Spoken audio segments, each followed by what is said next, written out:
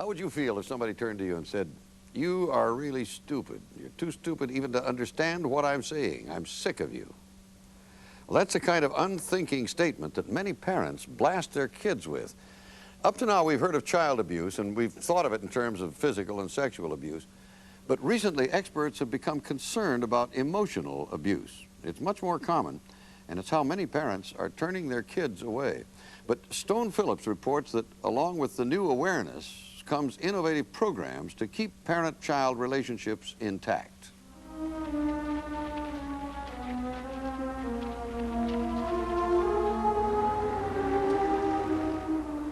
Tonight, as many as 2 million teenagers in this country have left their families and are living on the streets. This is the sad evidence of something going wrong in our families, something going wrong between parents and their children. What can possibly make kids choose a life like this, looking for shelter in an old abandoned trailer? Some resorting to prostitution to stay alive. Some of these kids are running from physical and sexual abuse at home, but many are running away from something else just as painful. You're pathetic. You can't do anything right. You disgust me. Just shut up. It's called emotional abuse. You're worthless. Dramatized in this television commercial by the National Committee for Prevention of Child Abuse. Why don't you go find some other place to live? Words hit as hard as a fist. Stop and listen to what you're saying. I wish you were never born. I'm sorry, I really tried. What else do you want from me? I am doing my best. Don't you pull your emotional crap with me, because I have no pity for you, because I'm not proud of you, because you disappoint me all the time. Emotional abuse, change. This teenage workshop, sponsored by a New York City group called City Kids, is part of a new national campaign against the emotional abuse of children.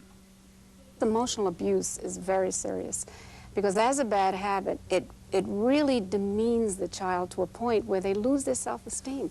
Matilda Cuomo, wife of the governor of New York, helped organize this workshop to focus public attention on the problem. I could care less what your problem is. You don't think I have problems of my own? You're so stupid. I can't believe you're my son. And they feel worthless. And then you find them dropping out of school, running away. They go into taking drugs and alcohol just to stifle the pain that they're feeling. Look, I really need to speak with you. Look, I'm gonna say it again. I'm trying to read the paper. Dad, you're always reading the paper. You're always working. You're always doing something, but there's never no time for me, and I just want to talk. Don't you understand? I've had a bad day. I'm trying to read the paper.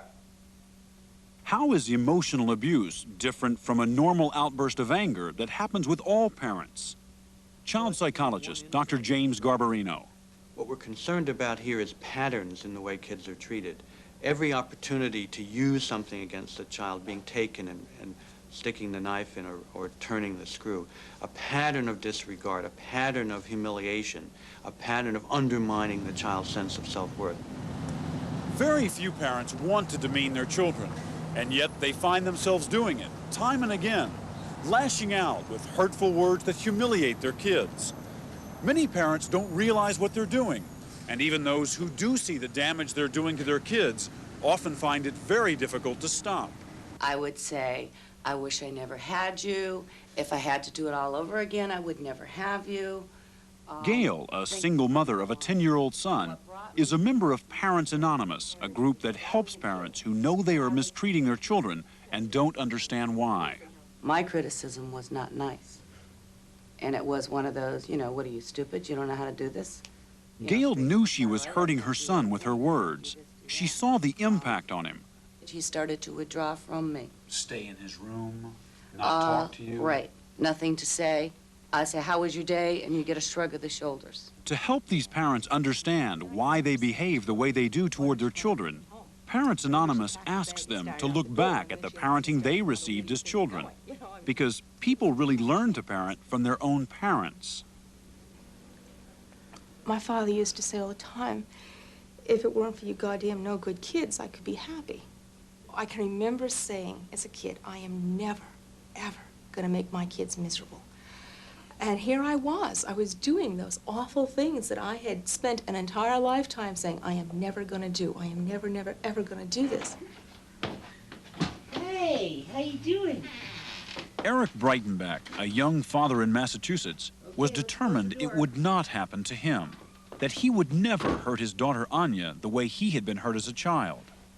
Eric still has vivid memories of how frightened he was when his own father came home after work. My father comes home and is like red with rage and screaming and starts wailing on me. Everybody's trying to figure out a way to get my father to stop doing what he's doing. And the next day, we all go about our business like everything's fine. And it's not normal. Kids shouldn't grow up in terror of their parents. They shouldn't. Eric has never been abusive toward his daughter, but recognizing that abused children often grow up to be abusive parents, he decided to get help before a problem got started in his family. And then we go right into that cycle of stuff that we talked about. Together with his wife, Andrea, they go for counseling each week. We met with them along with their family therapist, Dr. David Treadway. I'm trying to do it differently than the way my father did it, which was basically having temper tantrums and hitting his kids and stuff. That was a big impetus for me to get into therapy, because I didn't want to be this person that my child was terrified of. Was there a moment when you realized that that was a possibility? That you might pass on that same thing? Definitely. Yeah. Can you tell me about it? Yeah, there's been a lot of them. It's that feeling out of control. If I'm trying to help a parent think about their child, what I'm really interested in is how do they deal with a kid when they're upset? How do they treat the kid when they're having a difficult time? What happens when dad's upset about the bills? What happens when mom and dad aren't getting along? You call yourself a husband? You can't even pay the phone bill! Maybe if you'd stay off the damn phone, then maybe the bill wouldn't be so high. Then maybe I wouldn't have to break my back trying to pay it. I should be the one breaking your back? You already are. What happens with the kid when the kid walks into that scene? Does one of the parents turn and say to the kid, well, what about you? You haven't done your room in a week. You're driving me crazy. Why can't I have a normal family like on TV? Why can't I have a normal son instead of such a stupid one? You leave him alone! The kid who has an angry parent basically doesn't say, gee, my dad's got this emotional problem. He says, my dad wouldn't treat me like this if there weren't something wrong with me. That's the inner message that kids take away. Like this? A little kid doesn't know you're not mad at them. And let's say I come home and I go into some kind of temper tantrum. My little kid's standing there. My little kid doesn't know that I'm mad at my boss. You know, as far as she can tell, I'm just mad, and she's scared. That is a real natural problem that all families have. Do I ever really take out my own angry feelings on my kids that don't have anything to do with my kids whatsoever? Of course I do. But the reality is that people are ashamed of that. Because that's so embarrassing, so shameful, how do you reach these people? By working on breaking the cycle of shame. It's the process of making peace with yourself and your parents, which in turn helps you make peace with yourself as a parent. Because if you can forgive your parents, you can forgive yourself. By getting help now, Eric is investing in his family's future. It is precisely this kind of investment in the emotional well-being of a young family that can help that family later on, when it has to weather the inevitable difficulties of seeing a child through adolescence. And when they reach adolescence, there are so many temptations in our society, so many negative influences to draw a child away from the family. There's drugs, there's alcohol, there's inopportune sexuality. That whole world is out there pulling at the child. What's pulling in the other direction? Basically, it's the strength of that attachment to the parents, that sense of, I've always been regarded, I have self-respect, I'm respected, and therefore I'll live in a dignified kind of way as a teenager. These teenagers have all left home because they lost that sense of attachment to their parents. They live here at a home for street kids in Boston called the Bridge Over Troubled Waters.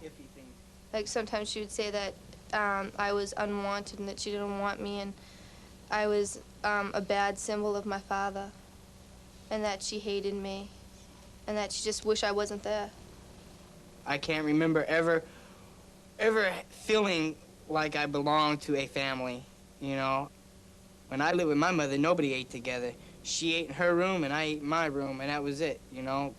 Some kids may never lift themselves out of the sadness that results from emotional abuse in childhood. But ironically, a crisis during adolescence can force a family to confront the problem and maybe even undo the damage. One of the teenagers now living at the Bridge House is a good example of that, Carla. I'd come home at 3 o'clock in the morning, drunk, and smile at my mother, breathe on her, and make sure she knew I was drunk, just to get some attention. I was pissed. And as it progressed, as I got older, I dabbled into drugs and drinking, and I just went wild. Carla's mother, Bobby, divorced from Carla's father, had given up as well. I could not live this way anymore with Carla. Carla was doing her own thing. Carla's mother was caught up in that nightmare that so many parents fear. A kid involved in drugs and drinking, out of school, out of control, out on the street. But like so many parents of an adolescent in trouble, Bobby didn't think of it as a family problem. It was Carla's problem. She was the one causing the family anguish. She was the one who needed fixing. And Carla believed it too. I thought it was me that was the problem. I was the problem, not them. That perspective didn't change until, at age 16, Carla was arrested for drinking. Her probation officer suggested a treatment program that insisted on the whole family coming in for counseling. For Bobby, it was a breakthrough. Finally, she understood how she had hurt her own daughter. It was all those years of not knowing how to talk to Carla or to any other kids. I had to learn how to change. Bobby's willingness to change is what led to this. 2 years after leaving home, Carla now comes back to visit her mom. And now, for the first time in years, they're able to talk about how things went wrong between them. So when Carla was little, she had nobody that knew how to give her what she needed. I didn't know how to parent. I really didn't understand of how to interact with your child, that you could talk to children and they could put some input into things. When I was young, we didn't have a relationship. We didn't talk.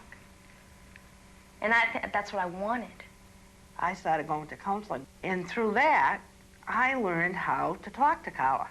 It may take professional help to see your way out of some of these traps that a family is in, but it certainly can be done. Those bonds can be reestablished. It really relies upon people starting to find a way to reestablish this message. I care about you, I care for you, I care what you're doing. That's what I was trying to do, I think. I wanted my message to get across. I want to be loved. That's what I was trying to get, was somebody to hold me tight and say that we want you, you're special, you're something, and just hold that. I think that's what holding tight means. Carla says that slowly she is feeling closer to her mom and better about herself. And she asked us if she could say something to other kids and other families. You have to admit to yourself that my life sucks, or my life is terrible, and I don't want to live it anymore, and I want to change it. It is tough for both parents and kids, isn't it, Stone? And it is.